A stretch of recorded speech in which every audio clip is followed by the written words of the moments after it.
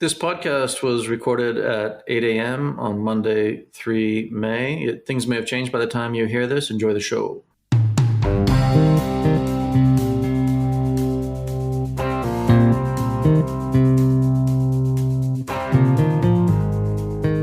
Hey everyone, welcome to Reformasi Dispatch. I'm Jeff Hutton. And I'm Kevin O'Rourke from Reformasi Weekly.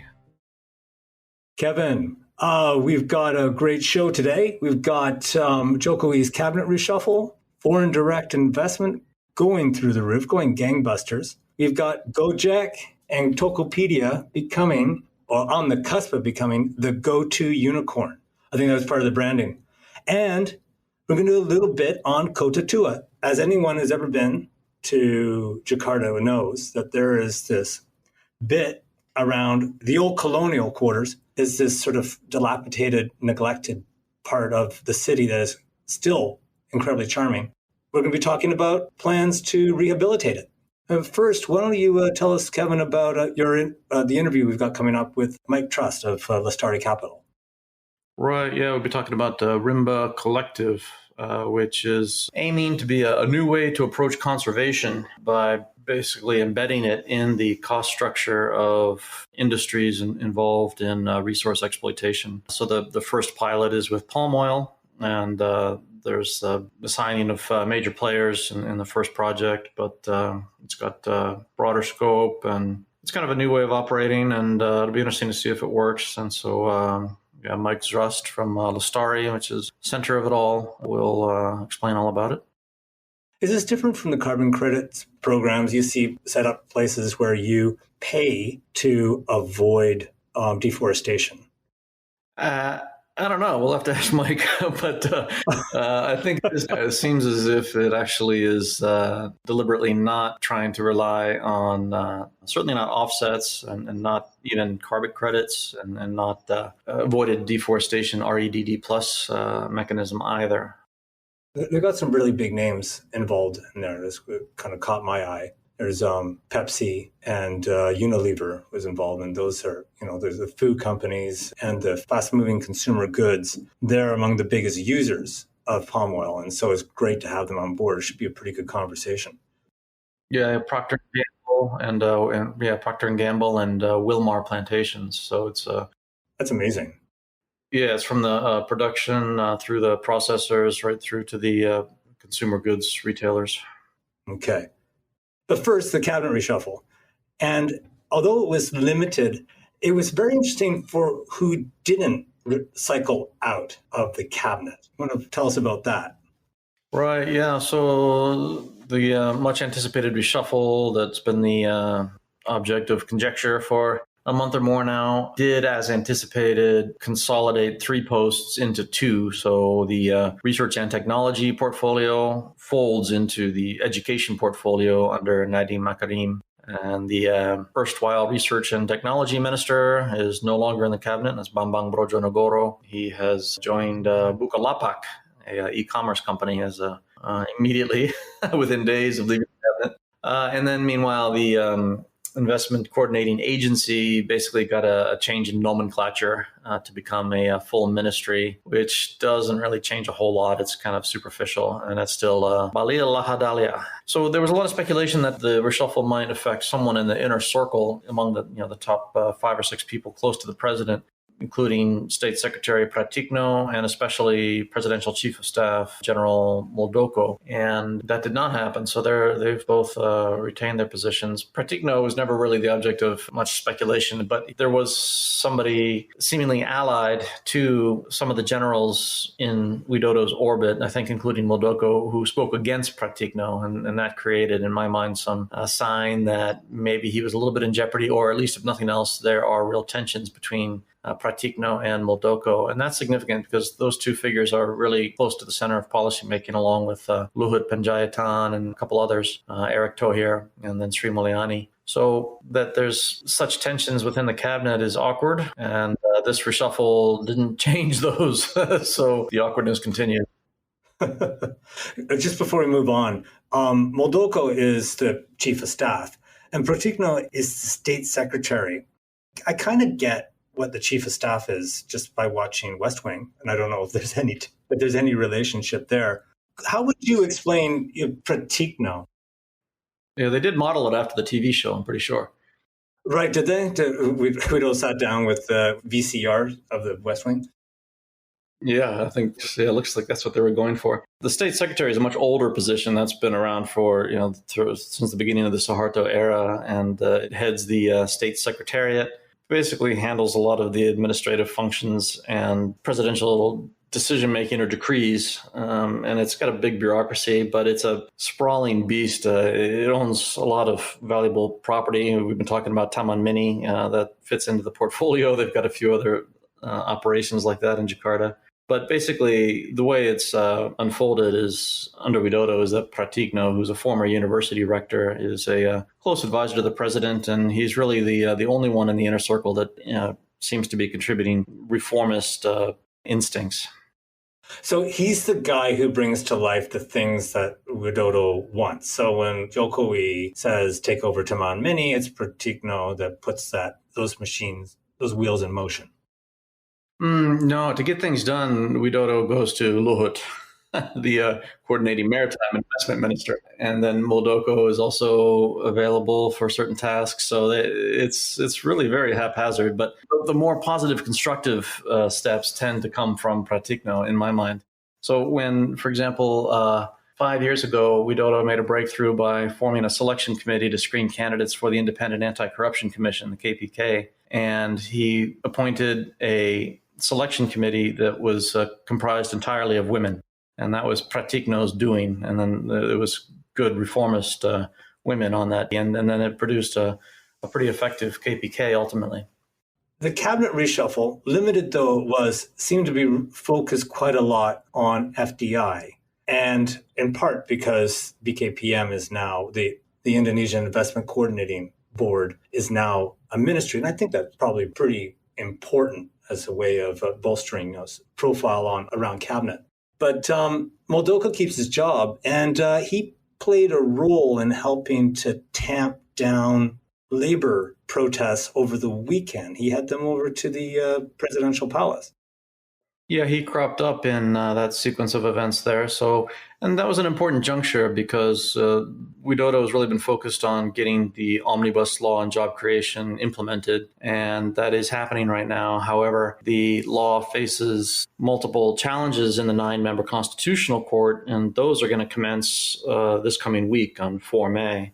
Meanwhile, the main detractors of the omnibus are unions, and so happens that May Day occurred on 1 May, so close proximity to the start of these hearings in the Constitutional Court. And the confederations of labor unions pledged to turn out 50,000 ralliers nationwide, and in fact it was just a tiny fraction of that amount that actually did turn out. However, the heads of the two major labor union confederations, Said Iqbal and Abdul Ghani, received an invitation to go to the presidential palace, and they may have been expecting to see the president, I'm not quite sure, but instead they got Muldoko. So that's kind of a signal that the Widodo administration is keeping its distance from unions and very much wants the omnibus to get done. And it's going to be up to the court now, and then that's a process that could take months. So there's going to be lingering uncertainty about which provisions in the law survive scrutiny in court. But it's looking, the way trends are unfolding, it seems as if it should be pretty safe and the law should be pretty secure.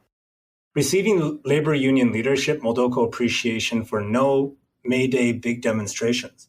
And it's got a picture, they got a picture of Muldoko and Iqbal all wearing masks at the presidential palace. It's just rule of thumb, guys. If you get invited to the Bogor Palace, chances are you're going to see the big guy. But presidential palace, you're taking chances. Very much what Jokowi does, right? We'll give you a hearing. We'll make you look good to your membership. Then please go away. So the protests on Saturday, they were a damp squib. And now the attention turns to begin on May 3rd. That's on Tuesday. We're recording this on Monday. That is not great momentum going into the hearings. And so does that suggest then that the justices are going to be looking at popular opinion as they consider the complaint? Traditionally, that has clearly impacted judicial decision-making in Indonesia. It's really not the merits of the case alone that decide outcomes. And so the fact that unions are really not enjoying momentum right now will affect the decision-making, I think. It's shocking turnaround, wasn't it? Because there were huge protests just last year. Yeah, there were big ones last year, and then there were really big, various other related laws back in 2019. Those are the ones that were really debilitating. Right, that's what I'm thinking about. It's October 2019.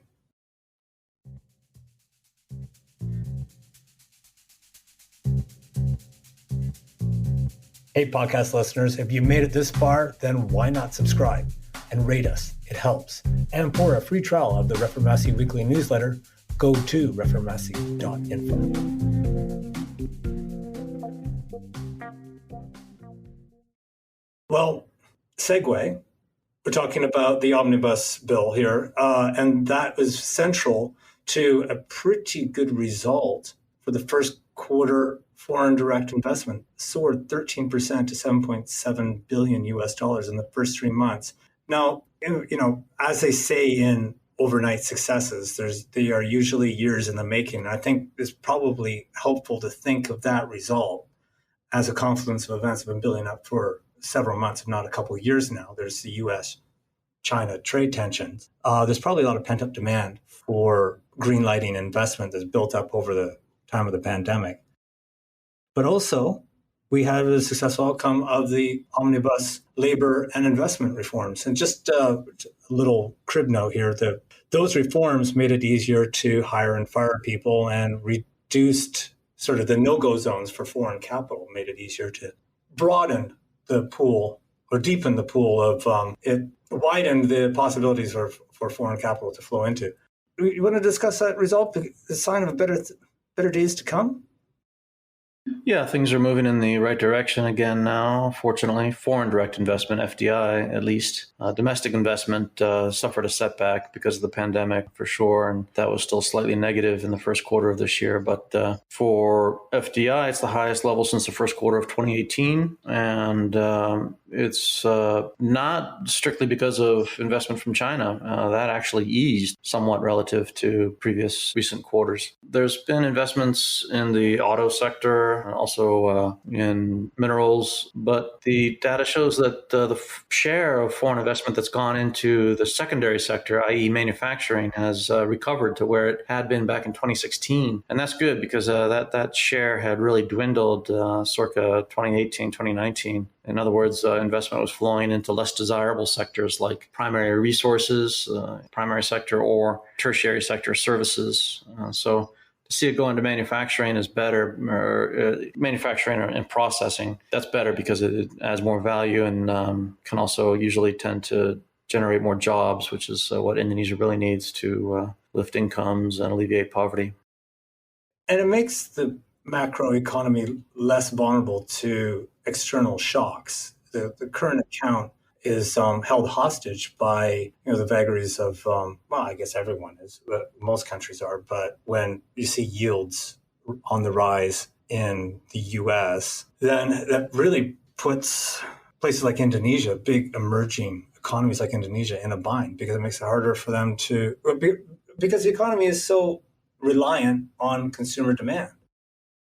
Yeah, it's driven by domestic consumers. That's the majority of GDP. And then much of the rest is the resources sector. So foreign exchange largely comes from the export of resources, oil, gas, coal, palm oil, tea, agricultural commodities, And the manufactured exports have been dwindling as a percentage of GDP, when for a country like Indonesia, for an emerging market economy, they should be increasing. So these trends are important right now. There's still a long way to go. Foreign investment should be double really what it is now for Indonesia, but at least it's moving in the right direction now.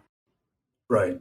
One example, I don't know if you know, I don't expect you to know this, but there is some countervailing duties, U.S. countervailing duties on Chinese-made bedroom furniture, wooden bedroom furniture. It's quite specific, but they're 200%, up to 200%. And so that is a big boon to furniture makers here. And there's been a couple of years of rapid investment in the sector. But even so, even with the doubling and tripling of some of the companies that I was talking to, of their production, they still represent less than 5% of U.S. imports. They're mostly coming from Vietnam. It just gives you an idea of just how far Indonesia has to go to make up the distance in manufacturing. It really is an economy that relies on consumer spending, palm oil, and minerals. Yeah, with me, the cup is always half full, Jeff. So the important thing is the potential is there. Moving in the right direction. From manufacturing to unicorns, GoJek and Tokopedia are on the cusp of a really big merger.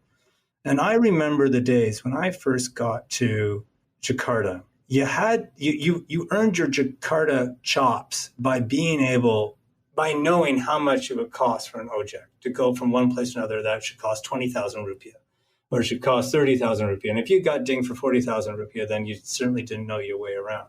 And GoJek sort of changed all that, and so did Tokopedia. It's made life much easier. And now these two titans seem to be joining. I don't think there's been an announcement yet, but all signs point to that. But there's a hitch. This other thing that they've created, online payment systems. They've got links to opposing online payment systems. GoJek, of course, GoPay. And Tokopedia with OVO, is that right? Tell us about the upcoming merger and what it says about sort of the unicorn landscape here.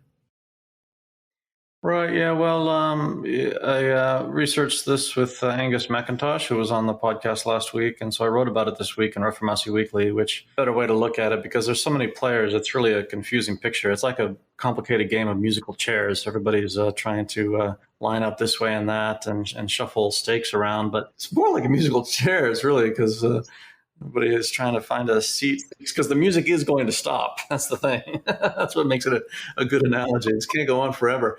I mean, there's multiple billions of dollars being pumped into Indonesia annually in this quest for market share for ride-hailing apps and e-commerce platforms, and especially the digital payments and financial technology. And that can't go on forever. Right now, there's various pockets of Indonesian consumers who are enjoying some very generous subsidies as Silicon Valley money and money from SoftBank in the Middle East is basically subsidizing the purchase of market share. But you can envision in a situation now where there's going to be two major alignments of entities that have ride-hailing, e-commerce, and fintech. So you have GoJek, Tokopedia, and GoPay on one hand, and then Grab has invested in MTech, which has an alignment with Bukalapak, and they also have those various players have stakes in two payment systems, OVO and Dana. So there's some crossover, though, because OVO is partly owned by both Grab on one hand, and then on the other hand by Tokopedia. So that's the next focus is whether Tokopedia is going to sell that stake to Grab. But Tokopedia sees Grab as its rival, then it may not want to sell an asset to Grab. They'll be forced to, wouldn't they? I mean, the regulators are not going to let them do that. Yeah, they'll be forced to sell it to somebody, and there may be no other buyer. So, yeah, that's definitely one possibility. What's this say about GoJek and Tokopedia's ability to possibly expand outside of Indonesia? Because Grab is really on the march when it comes to the rest of the region. Is GoJek sort of confined to Indonesia? Yeah, I guess that's their main market, and they do forays in other countries, but it seems to me they do that really just to annoy Grab, not really to make money. Of course, you do know the backstory with these guys, right? Anthony Tan and Nadim. They know each other since Harvard. Oh, right. No, yeah, okay. Yeah, no, the story goes, and I don't know if it's apocryphal or not, and we might cut this out, but there was a bargain. Nadim GoJek would do two-wheelers, and Anthony Tan would do four-wheelers, and then the deal for some reason went sideways. You won't ever get them commenting on that, but anyway, I think it's fantastic, and I don't know about you, it shocks me that places outside of your own country, my own country, they're really in the Middle Ages when it comes to payment systems. I mean, here everything's done with your phone, with a payment app, and they're just starting to get going in Canada, and I think with the Cash App and the U.S. They haven't paid, by the way. They're not an advertiser with us. But yeah, I mean, it's shocking to me that the so-called wealthy, rich world is nowhere on this. Right. Yeah. I mean, they're still writing personal checks in the grocery store checkout lane. Kind of embarrassing. Speaking of relics of the past, Kota. How about that for a segue? I think on my very first weekend I was in Jakarta, I was taken to the obligatory brunch down at Cafe Batavia, and was presented with a bill was far too much. But, the surroundings are quite nice. And then you go for the walk around Kota, the old colonial quarter. You go take a look at the port, Sunda port there, and you marvel at the history. And it's charming. It's dilapidated, and you wonder why it's been neglected for so long. I saw a building with a palm tree growing out the window, and that wasn't some sort of fancy architectural design. There was an attempt at green architecture. No, it was an abandoned building, and there was a tree growing out of the window. How is it that this still beautiful, charming part of the city can be neglected for so long, and what's in store for it? Yeah, I mean, it's a completely unique area, and it's has the type of heritage that other major cities across Asia strive to preserve and resurrect, and have done. And the one in Jakarta is bigger and has more potential than any, really. It's right up there with the Bund in Shanghai, really, in terms of size and scope and age. Yeah, it's just terribly dilapidated. It's was literally largely in ruins circa 20 years ago. And there's multiple reasons for that. It's complicated. A lot of the properties were owned by state enterprises that themselves were very badly managed. There was just a lack of interest in commercializing the area or preserving it for the sake of heritage. The transportation links were horrendous, so it was a very difficult place to get to in the first place, even though it's right in the center of North Jakarta on the coastline. But there's a lot of ambivalence too about the history, because the colonial history is something that is looked on with dismay by a lot of Indonesians, and the colonial feel of the district is very obvious. And then it's also an ethnic Chinese neighborhood, and that's a neighborhood that has been overlooked by policymakers at the local level for a long time. Basuki Purnama Ahok as governor turned things around a bit, and there's been various efforts made at different periods of time, and with different results. There's certain properties and buildings and museums that have improved quite a lot. And within the past 5 years, it's really become a huge destination on the weekends, because the busway system has opened up access to it. And that Fathahillah Square in front of the Stadhuis building is one of the few open places in Jakarta besides Monas where you can go and hang out and do nothing with your friends. And so 5,000 people do that now every weekend. Yeah, you get approached by any number of high school students wanting to ask you questionnaires to practice their English. It's quite charming. It's great. I think it's beautiful. Yeah, they're planning now. They announced to make this joint venture between three different companies at the central and provincial government level to manage the vast area of 240 hectares in a comprehensive way to preserve the heritage and also make it world-class as a destination to visit. So this launch involved the governor and the heads of these companies, the governor of the central bank, and two ministers. So they seem to be taking it pretty seriously. But on the other hand, we've seen these kind of efforts happen and fail in the past. Where's the glass half full? Yeah. You got me. Yeah. But there's a real need for it. City needs attractions that aren't in shopping malls. And you're right. There, that big square there that's in front of the old, I think it was the governor's residence at some point, in front of Cafe Batavia. You look out onto it, and yeah, it's open, and anyone can go into it. And there's precious few big open areas where the public can just mill about.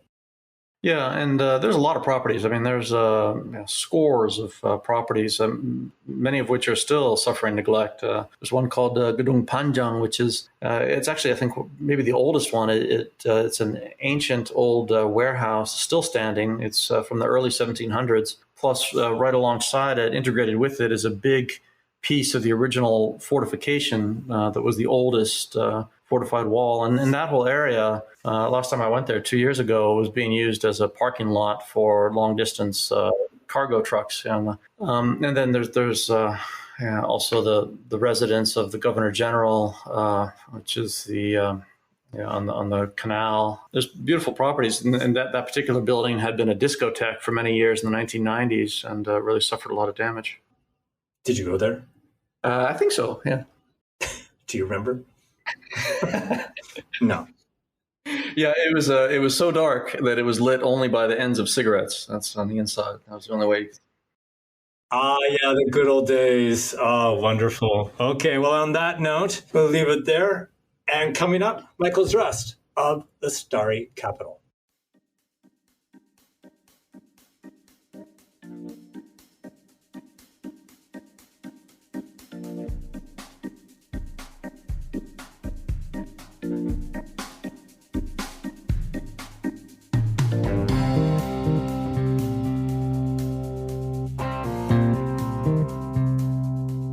Okay, Michal Zrust, thank you very much for joining us today.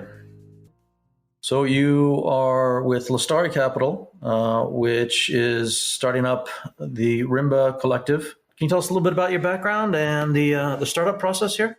Yes, it's been quite a while. I first came to Indonesia 12 years ago, and I've been working in various aspects of conservation and sustainability sort of ever since then. I started in the field in Kalimantan in Sabangau National Park as part of the orangutan tropical peatland project, and doing field research on, at that time it was orangutans. I then came back. We organized a biodiversity research expedition to the Murung Raya, which is a really forgotten area of Borneo, right at the north of central Kalimantan. Just an absolutely stunning area. And whilst I was there, I realized that basically most of that area is really under logging concession and mining concessions. And I have never seen anything really as kind of stunning as the forest up there. And I've been to a few. And I think the thought dawned on me that if we don't work with companies, corporations in general that work in these sorts of industries, that really we won't be able to achieve the impact I think that we wanted to. And so I started working as part of the Zoological Society of London in Bogor, focused on palm oil issues, palm oil sustainability, working quite closely within the standard, the Roundtable on Sustainable Palm Oil, but also working with the companies on the ground, which were trying to protect these areas. Through a different pathway, I sort of extended that, working for a consultancy called Demeter, again in Bogor. And then ultimately we set up Lestari Capital as an original idea in about 2015. And, Lestari Capital kind of came together because of, one major issue or two major issues, which are sort of linked together. The first one is that, conservation is really undervalued. It's not being recognized for the outcomes that it is generating, which are obviously good for local people. Nationally, they are good, but also globally, internationally for the planet. And that sort of lack of recognition is really exemplified in the fact that conservation is constantly funded by donors, by grant financing, which is short-term, relatively fickle potentially, and CSR and philanthropic money. And that's not really a way that conservation can actually function. And it, as I said, it demonstrates that lack of recognition for what these projects on the ground are actually achieving. One of the critical issues there is that we don't really have a structured form of demand for conservation, which would be linked to a sort of a market system. And at that time, I had just finished actually working under the RSPO on the compensation mechanism. I sat on that task force for 7 years. It was a really quite a complicated process just to get to the end result. And where we came to was there were potentially about $250 million under that compensation that should be seeking conservation results, because conservation results need to be delivered over 25 years. So not only was it market linked, this financing, but it was also linked to achievement of conservation outcomes, and it was over a long term. And so what that meant is that, we sat down and we said, okay, well, but so now there is a market. So let's try to create a vehicle that would facilitate, that would work with the corporates to better understand, what they need in order to be able to put that financing into the conservation.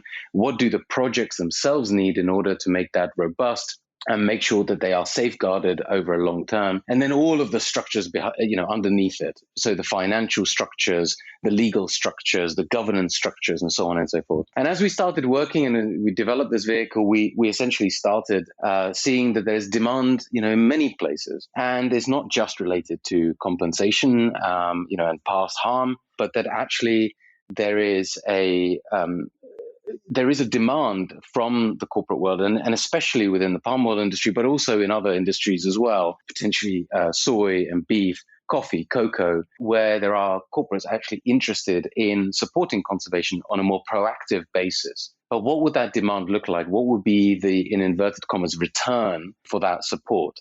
And I think that's really where it's interesting, and why Rimba Collective came together. Because the return does not need to be financial, as might originally be thought. And so we started working with the corporates, developing this and conceptualizing it.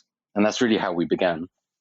You're not selling carbon credits in the conventional way. Usually these programs, are basically business ventures whereby you say, invest in us and we will make sure that this plot of land doesn't get developed, because there's a big threat that it will be. And then the hope is that your shares in that will go up with the price of carbon. Is your venture different from that?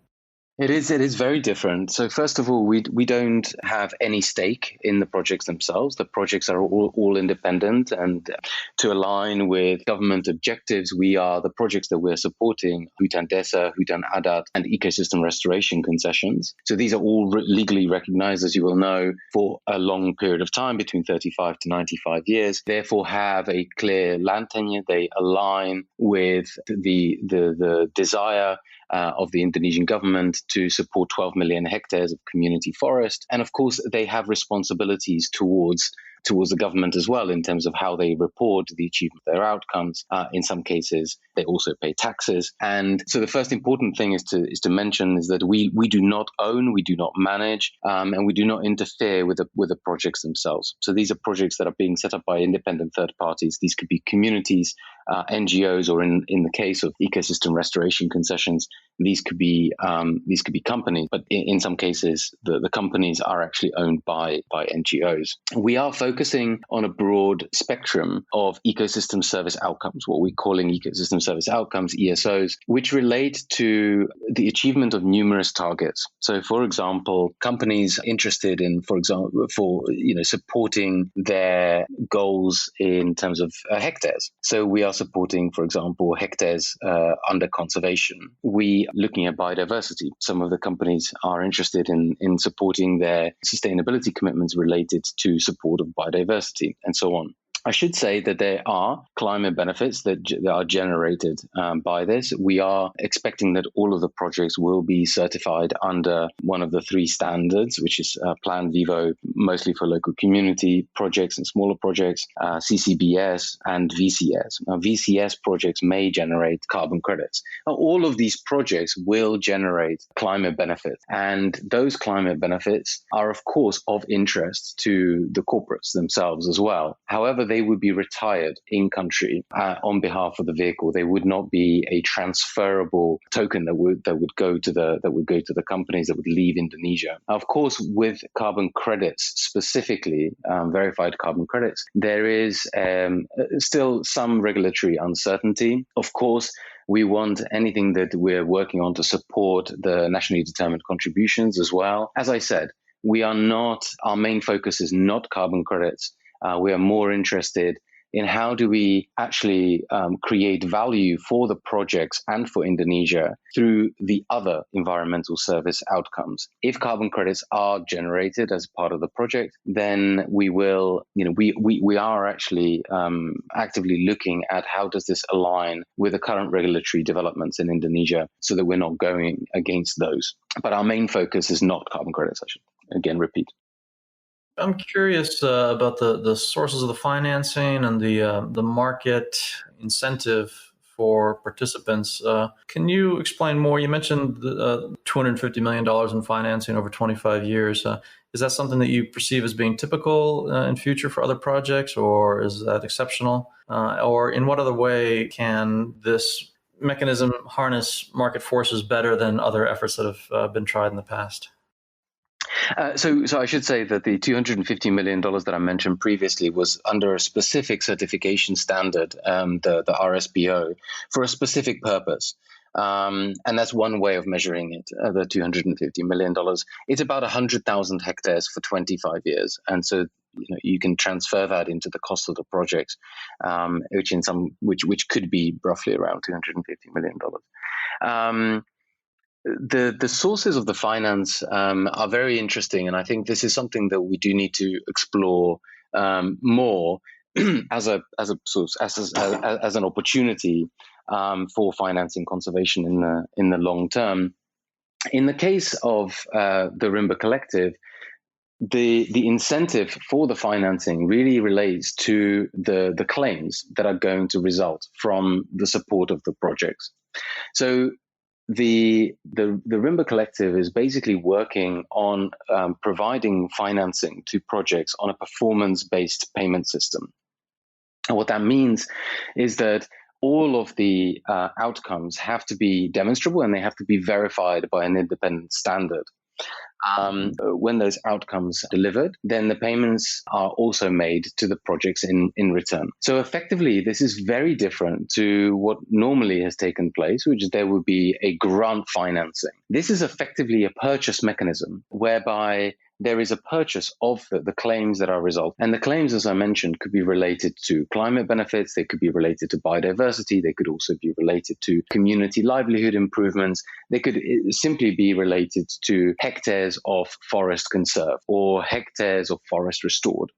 Now, why do the companies why are they interested in this? Well, the companies themselves will have numerous commitments, which might be related to climate neutrality. They could also be related to support of their supply bases, protection, for example, of forests and maintenance of their no deforestation policies. And of course, if there are high risk areas within their supply bases, they need to think more proactively about how they will protect that remaining forest, because if that forest is converted, it could then go into their supply chains. And so for all of these reasons, there's a very good business case why you need to actually put financing into conservation on a more proactive basis. I should say that the Rimba Collective, though, it is not a mechanism whereby you say, well, I use the Rimba Collective, therefore I am deforestation free, or I use the Rimba Collective and therefore I am climate neutral. No. The Rimba Collective will focus on the delivery of those specific outcomes which support that claim. Now, of course, that's really where the interest is. This isn't, this is a safeguarding mechanism whereby you say, well, no, I am contributing through doing this to these overarching claims that I'm making, and those claims are being supported by the delivery of these verified outcomes on the ground. Okay, and is it kind of like a market mechanism for purchasing these outcomes? Is that how it works?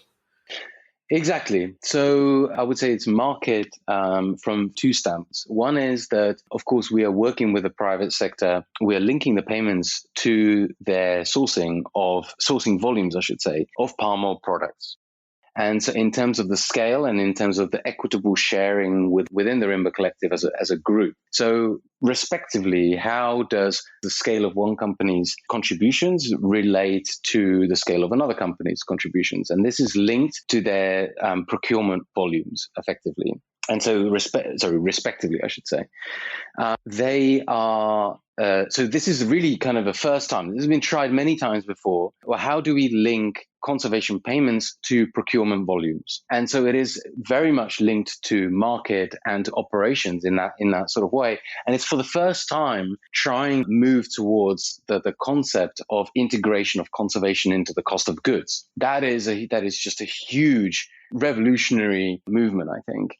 And something that really needs to happen. And I'm very, very pleased to say that the companies that are in the Rimba Collective that are helping us develop this right now are really forward thinking in that regard. And they are actively suggesting that, we need to move away from thinking about conservation from the standpoint of sustainability budgets and communications budgets and CSR. We do need to start linking it into the operations more if it is to be long lasting. And so for that, when I mentioned first time why Lestari Capital kind of came together, it's really actually speaking to that point, this is the only way to actually make it robust, credible, and long term in the end. And then secondly, with regards to sort of market-based, it is the fact that through the fact that it's a purchasing mechanism, that these outcomes are being delivered, they're being verified by the projects, and they are being purchased on behalf of the Rimba Collective, and they are retired by the vehicle. So they're not transferable again, they're not resellable. They are effectively purchased, they are retired, and the companies are able to make claims on the achievement of those retired outcomes. And so again, it is a marketplace effectively in that regard as well. And the purchasing is being done by Lestari Capital or by Rimba Collective or by the companies?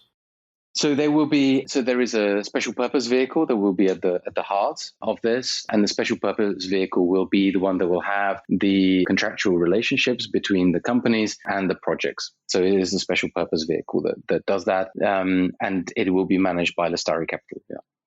Yeah. Okay. And where are you now? Is this up and running yet? So we've managed to come just a huge way. We started in June 2020.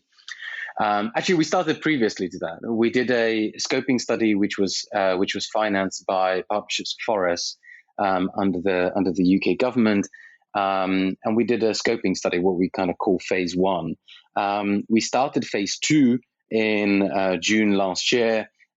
As I mentioned to you, everything was done remotely ever since the start of the pandemic.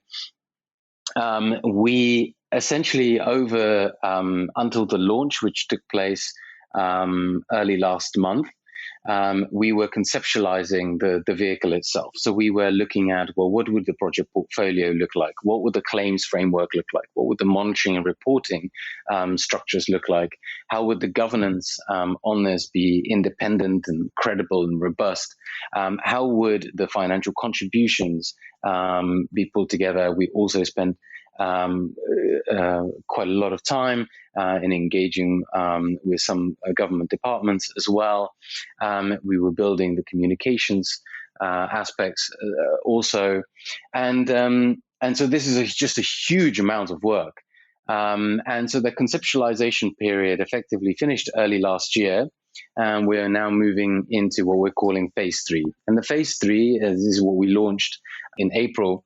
And anybody who would like to watch that launch, it's available on our website. We can probably share it later as well. This is really the building stage. So this is the stage where we build all of the structures themselves, or the vehicles, the operationalizations, the governance, the project portfolio is onboarded, and the financial structures are effectively trialed out. So we hope that by the end of 2021, we will make the first payments to the first wave of projects. So about 140,000 hectares. Hopefully, we'll start their financing by the end of this year. The project portfolio, which is focused in the initial round at over 500,000 hectares, will then be onboarded over the next few years. And so we hope that scale up will be there by about year 3, year 4, in terms of the full 500,000 or so plus hectares being financed. through the Rimba Collective. Now, Indonesia's got a lot of problems with its international image for environmental management, specifically for certain key sectors, palm oil, obviously, mining, various other sectors, wood products. So are policymakers interested in this as a way to squarely address those problems with credibility? Are you seeing support so far?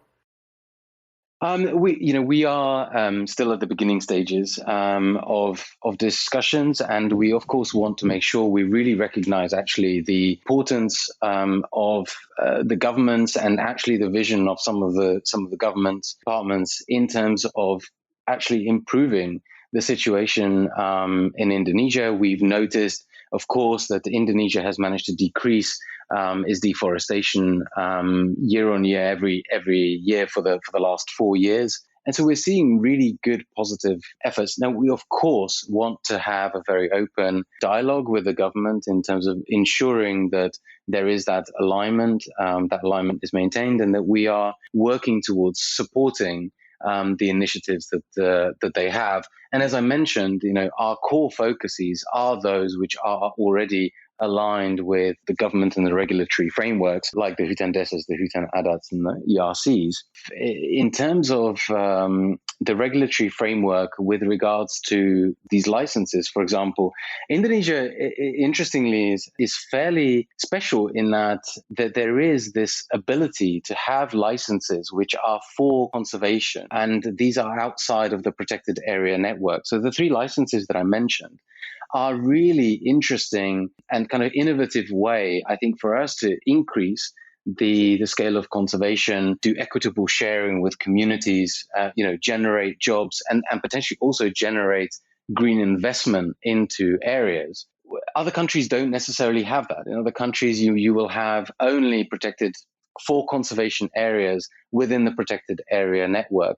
And that obviously then creates a little bit more difficulty with when you're looking at private sector financing, because private sector financing, is worried about putting financing into protected areas, which should be protected anyway in their view, and therefore you struggle to have that additionality concept being demonstrated. So, I mean, there are, Indonesia is very exciting, and I think there are very positive movements forward in actually how we can focus for conservation more in the future. So for your first project, then you're focusing on palm oil, and you already enlisted are players including Wilmar, Procter & Gamble, Pepsi Cola. That's right, PepsiCo, yes. And so Nestle, PepsiCo, Procter & Gamble, and Wilmar are the other 4 initial companies, yes, for under Rimba Collective. Okay, so Wilmar, now that's the biggest player in the Indonesian palm oil sector, I think. Do you anticipate other players following its lead down the road, or are you optimistic about that? Or I'm thinking whether is it going to be a situation where the bulk of players in a sector like palm oil or some of the other commodity sectors in Indonesia really look askance at this and see it as an added cost and fail to recognize the benefit or the value? Mm-hmm. Yes, I'm sure Wilmar would be the first to point out that they're the biggest processor and trader rather than a grower in Indonesia. I think there is an important aspect to this, which is that the Rimba Collective, by its very name, is supposed to speak to shared responsibility and collective action. And so we are actively looking to integrate more processors and traders within the mechanism, but also producers. Now, each one of these tiers has their own interests and has their own commitments and own targets that they want to achieve within sustainability. And therefore, the Rimba Collective is designed to kind of speak to all of those, but then facilitate the ability for the different tiers of the supply chain to share costs and make kind of collective efforts and then, of course, collective impact. So we are already seeing further interest from other processors and traders. Some of them are regional, some of them are actually Indonesian. And and more consumer goods manufacturers. What is really special about this, I think, is that the number of consumer goods manufacturers that are participating in this want to actually explore the ability to, with other tiers of the supply chain, on that sort of shared responsibility model. Because the Rimba Collective can grow and is adaptable and is flexible also towards future commitments and future requirements. So I see that longevity is therefore built in. We are also open to all different types of projects joining us as well, and new types of projects coming in as well. The portfolio isn't set. It can be, more projects can also join. And so specific projects, let us say that producer really wants to support their local hutan desa, which is in a forest frontier area. As just an example, we would be open to exploring doing the due diligence on that project and then taking that project into the portfolio to help that. It's all done on a portfolio rather than a project by project support, I should say. So I see that the interest of the companies, because this is not a grant, it's not a CSR mechanism, and because there is something tangible that is actually being achieved, the impact that is being achieved, and the deliverables that are being delivered, that the companies are actually then able to make the claims on, then that is where the interest of this comes in, rather than this being a mechanism through which we're asking for kind of CSR contributions, right? And so if the companies have sustainability commitments, which they need to achieve, then the Rimba Collective is one of the ways that we can help them achieve that. Of course, the Rimba Collective doesn't replace their existing commitments, of course. It is there to support those commitments. And I think many companies are struggling to fulfill the commitments that they currently have. Yeah, can you remind us how that works or has been supposed to have been working to date? Yes. So, for example, companies may make a no deforestation commitment.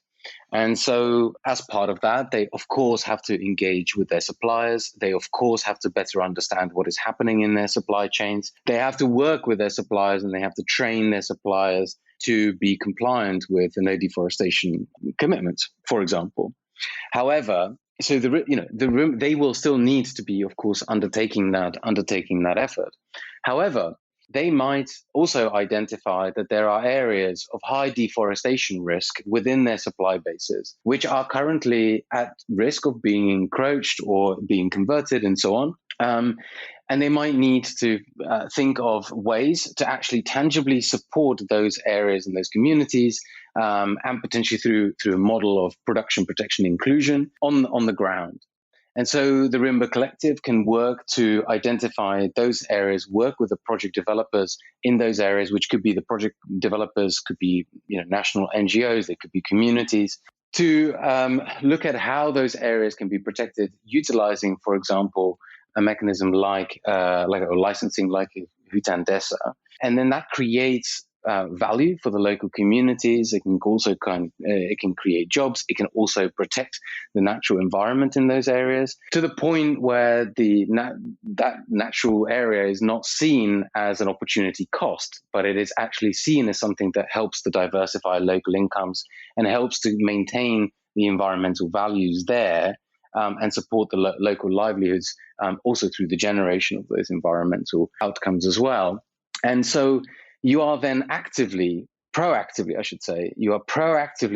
trying to protect your no deforestation commitments through a mechanism like the Rimba Collective and through the project portfolio.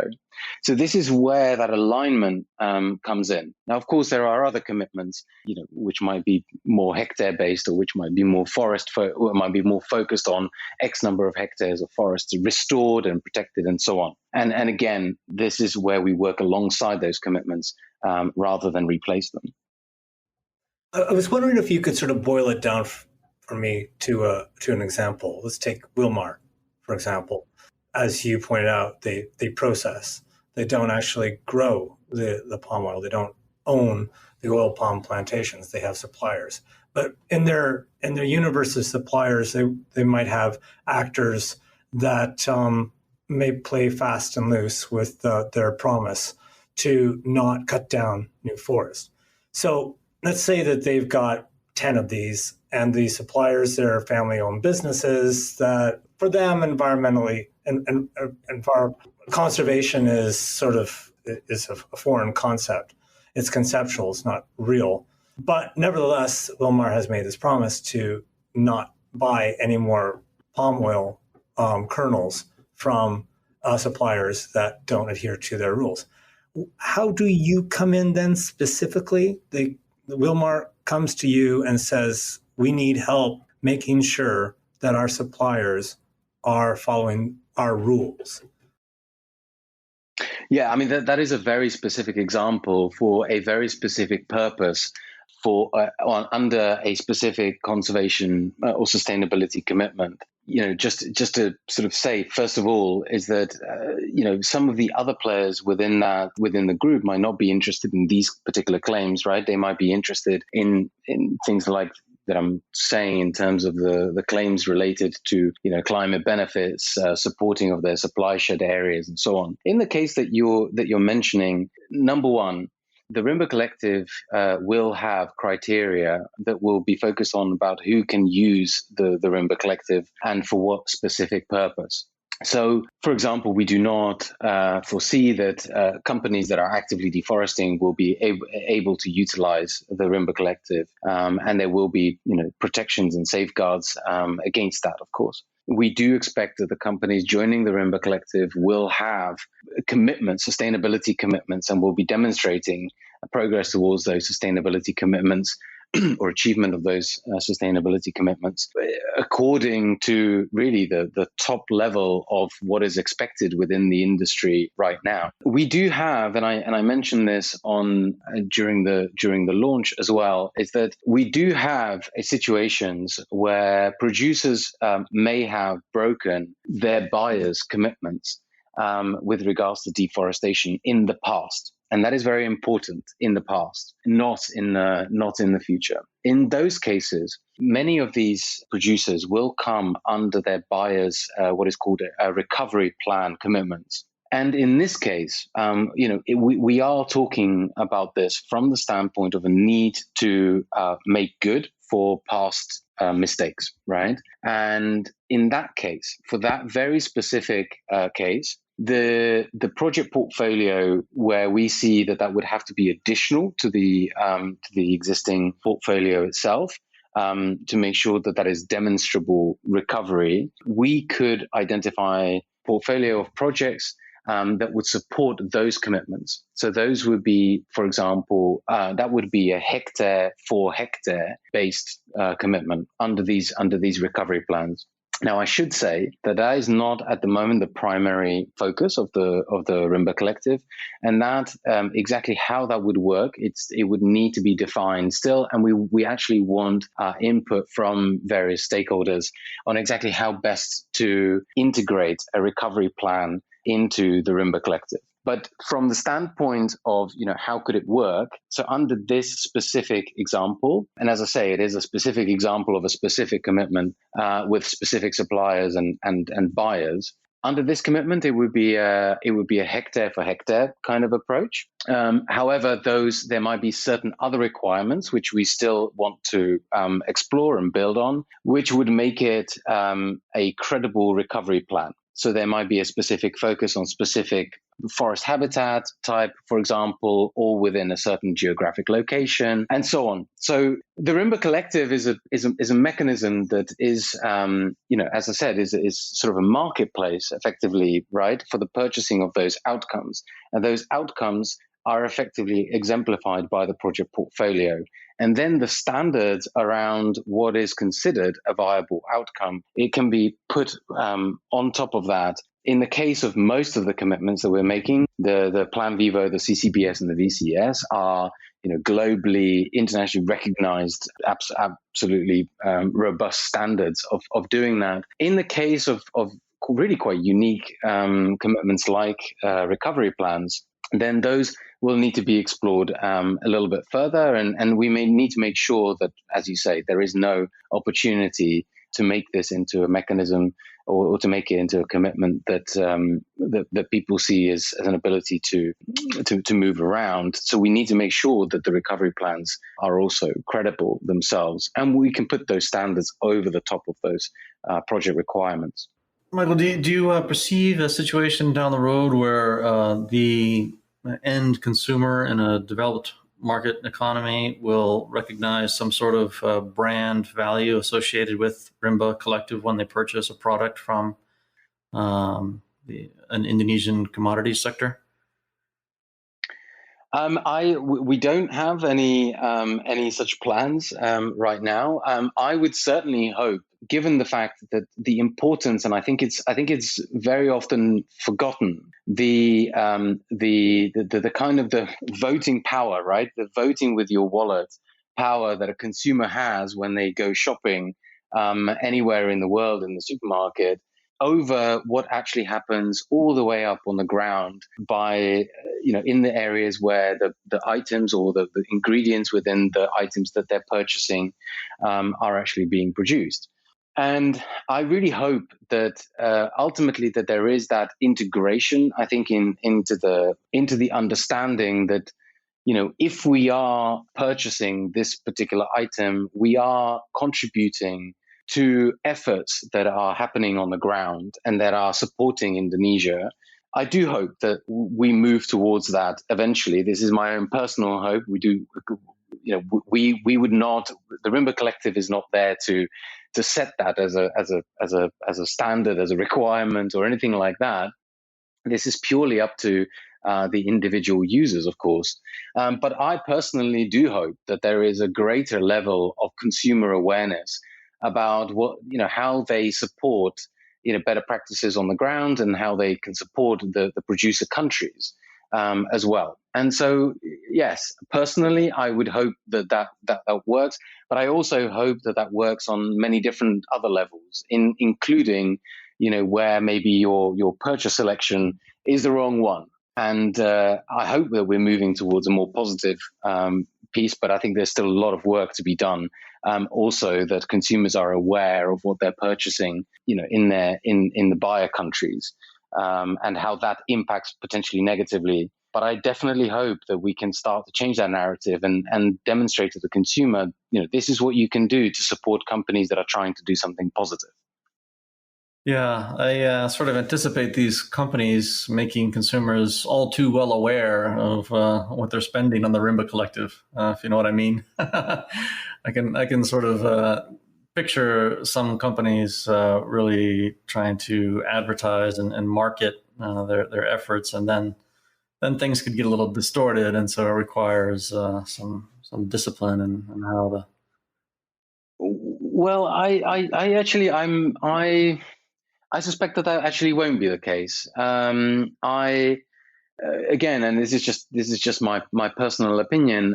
This is not a CSR vehicle. This is not a feel good mechanism. This is for sourcing of those specific claims. So the companies that are participating already have those commitments.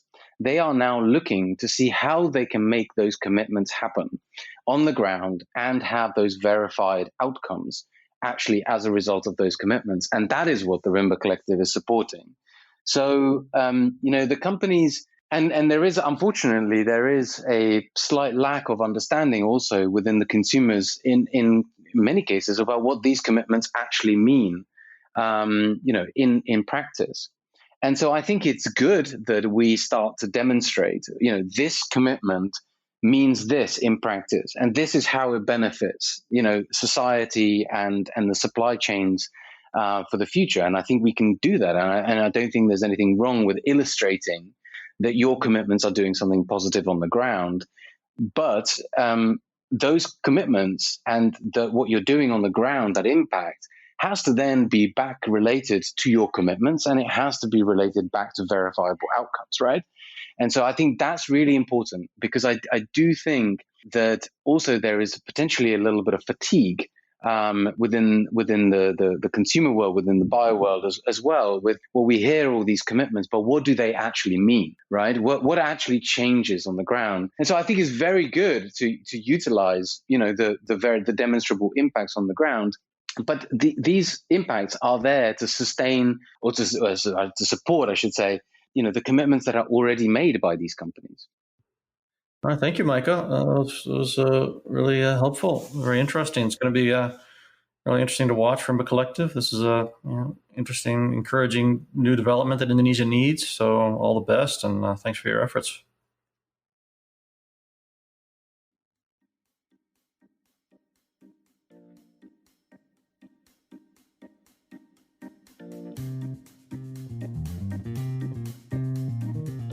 And that's our pod for this week. Thanks to Michal Zrust of Lestari Capital. Our producer is Stephen Handoko. Editing by Aditya Akbar. Music by the Blue Dot Sessions. If you're listening on a podcast app, please subscribe and rate us. It helps. You can reach us at hello@onthelevel.id. This podcast is a production of On the Level Media. I'm Jeff Hutton. Bye for now.